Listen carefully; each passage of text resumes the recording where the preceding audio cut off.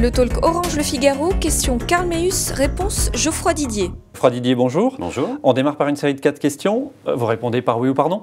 Je vais essayer d'y répondre, oui. Jean-Marc Ayrault et François Hollande sont-ils des amateurs? Clairement, oui. Gérard Longuet a-t-il eu raison de faire un bras d'honneur à la télévision Bien à sûr propos que de la non. repentance Bien sûr que de non. l'Algérie? La droite forte sera-t-elle en tête des mouvements à l'UMP le 18 novembre? Ça, c'est aux militants de dire oui le 18 novembre prochain. La création de l'UDI par Jean-Louis Borloo menace-t-elle l'unité de l'UMP? Je ne le crois pas. Merci d'avoir joué le jeu du oui-non. François Hollande, le président de la République, était à Toulouse hier. Je vous propose d'écouter. Et je veux aussi devant vous rappeler la détermination de la République française à combattre sans relâche l'antisémitisme. L'antisémitisme sera poursuivi par tous les moyens, partout où il se diffuse. Les Juifs de France doivent savoir que la République met tout en œuvre pour les protéger. Le discours du président à Toulouse, vous applaudissez des deux mains. Il y a une unité nationale là-dessus? Le discours du président de la République me convient, puisqu'il s'inscrit au-delà des clivages partisans. Je crois qu'effectivement, la lutte contre l'antisémitisme, comme contre toutes les formes d'exclusion, dépasse les clivages et constitue des causes nationales. Donc je n'ai absolument pas envie de polémiquer sur une question aussi douloureuse que celle-ci. À propos du président de la République, un dernier sondage, baromètre de TNS Sofres pour le Figaro Magazine, indique qu'il est à 36% dans une cote de confiance, le niveau le plus bas pour un président de la République après 6 mois de mandat. Vous vous attendiez à une chute aussi rapide? Oui, je m'y attendais parce que face à l'inertie et face à la démagogie de la gauche, honnêtement, je ne voyais pas comment les Français pouvaient adhérer longtemps. Ce qui est intéressant de voir, c'est qu'au-delà de la perte de confiance, est en train de s'installer une véritable défiance, je dis bien une défiance des Français à l'égard du gouvernement de Jean-Marc Ayrault. C'est lié à quoi? Alors je sais qu'on n'a plus le droit et que vous n'avez plus le droit d'utiliser le mot couac. Enfin, chaque journée offre son lot de couac, de fausses notes, de discordances, de loupés, de ratés. Enfin, qu'il s'agisse des 35 heures, qu'il s'agisse de la dépénalisation du cannabis, de la redevance télé, de la tarification de l'énergie ou du rapport gallois, honnêtement, tous les jours, chaque journée offre son lot de loupés. Et qu'est-ce que cela signifie derrière? Cela signifie que Jean-Marc Ayrault est devenu un boulet. Je dis bien un boulet pour la gauche, et d'ailleurs vous remarquerez qu'il emporte avec lui dans l'abîme de l'impopularité François Hollande. Donc ce que vous dites aujourd'hui, c'est qu'il faut changer le Premier ministre? Je ne dis pas qu'il faut changer le Premier ministre, je dis aujourd'hui qu'il y a de l'amateurisme et de l'impréparation au sommet de l'État. Et il est temps, je ne sais pas s'il faut qu'il fasse un séminaire gouvernemental sans caméra, en tout cas il est temps que le pouvoir exécutif et que le sommet de l'État se mettent à travailler, c'est-à-dire à fixer un cap. Ils ne savent même pas où ils vont. Si vous dites Jean-Marc Ayrault est un boulet, c'est lui qui entraîne le président de la République, donc il faut le changer. Ce sont les enquêtes d'opinion qu'ils disent, et il suffit de voir comment les choses se passent. Il y a, encore une fois, de l'impréparation et de l'amateurisme, et je pense qu'effectivement, pour ne jamais avoir dirigé une administration, peut-être que Jean-Marc Ayrault était une erreur de casting au sommet de l'État.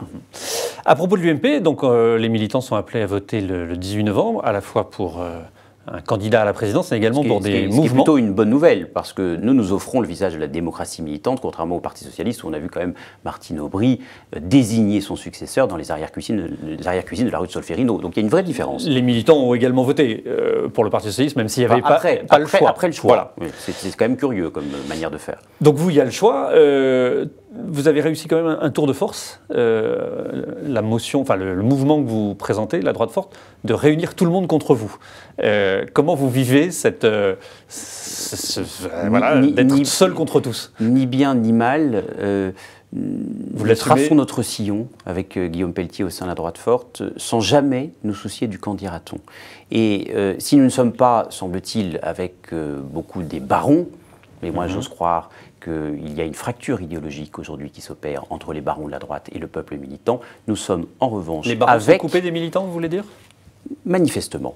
Nous sommes avec les militants, nous sommes les porte-parole des militants et nous portons un message qui est celui que Nicolas Sarkozy a promu, incarné, parfois même imposé entre 2007 et 2012, que ce soit pendant sa campagne de 2007, pendant son quinquennat ou pendant la campagne de 2012, qui correspond aux aspirations profondes des militants. Nous portons le message du sarkozysme et croyez-moi, il y a beaucoup de monde derrière nous.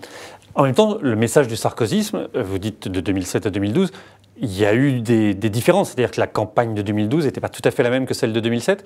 Vous êtes plus proche du Sarkozy de 2012 ou du Sarkozy de 2007? Le sarkozysme, ce n'est pas 2007 ou 2012. Le sarkozysme, ce sont avant tout des valeurs. C'est l'amour de la France, le respect de notre patrie, pardon, de ce gros mot, la patrie, nous sommes effectivement des patriotes, le respect des frontières, et puis la place que nous accordons à la fois à l'ordre et à l'autorité de la loi, et en même temps au mérite et au travail. Vous voyez, le sarkozysme, ce sont avant tout des valeurs qui s'inscrivent au-delà de la seule campagne de 2007, au-delà du quinquennat ou au-delà de 2012. Et si nous voulons, à droite, aujourd'hui, préparer d'ores et déjà le match retour, nous devons le faire avec ces valeurs chevillées au corps. Et croyez-moi, encore une fois, les militants sont derrière nous.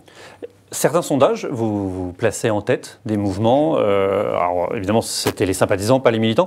Mais si jamais vous réalisez un très bon score, admettons que vous êtes en tête, qu'est-ce que vous réclamez le soir du 18 novembre? Vous réclamez des postes à la direction? Vous réclamez... Mais nous ne sommes pas là pour réclamer. Nous ne vivons pas dans un petit cercle. Nous sommes là pour porter un message. Nous faisons chaque semaine entre 10 et 20 propositions. Nous avons aujourd'hui 70 propositions concrètes et réalisables à notre actif. Nous avons des groupes de travail.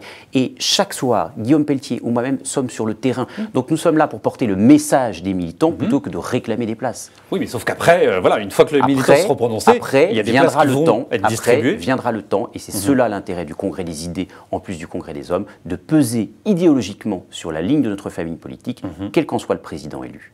Vous-même, vous aviez déclaré qu'à titre personnel, vous soutiendrez Jean-François Copé. Ça veut dire que le mouvement, la droite forte, soutient Jean-François Copé? Comment la droite forte est peut-être la seule motion qui a inscrit dans sa déclaration de principe le fait qu'elle ne prendrait pas position dans la compétition interne de notre famille politique. Nous avons des parlementaires qui nous soutiennent, qui sont copéistes, d'autres fillonistes, d'autres non alignés. Il est vrai que pour ma part, je soutiens à titre personnel Jean-François Copé.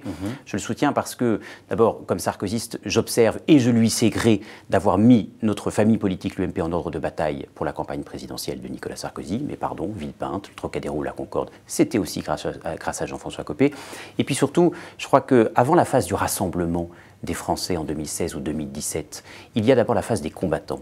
Et c'est vrai que Jean-François Copé, j'admire son parcours parce qu'il a été député de Meaux, parce qu'il a été battu par le Front National, parce qu'il s'est relevé, parce qu'il est issu des quartiers difficiles et qu'il a le mérite d'appeler un chat un chat. Et nous voulons aujourd'hui un combattant qui n'a pas peur des mots et qui n'a pas peur de partir au combat face à la gauche, qui est laxiste et qui est idéologue.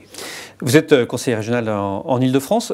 Chantal Jouanneau, qui a rejoint les rangs de l'UDI, est-ce qu'elle doit rendre ses mandats, elle qui a été élue sénatrice, au nom de l'UMP?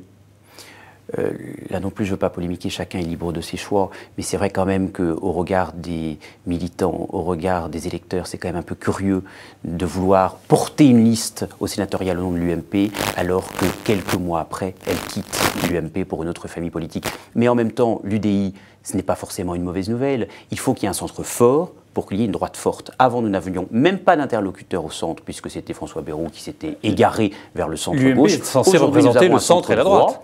Nous avons un centre droit, nous avons, avec l'UDI, nous aurons, je l'espère, le 18 novembre prochain, une droite forte au sein de l'UMP.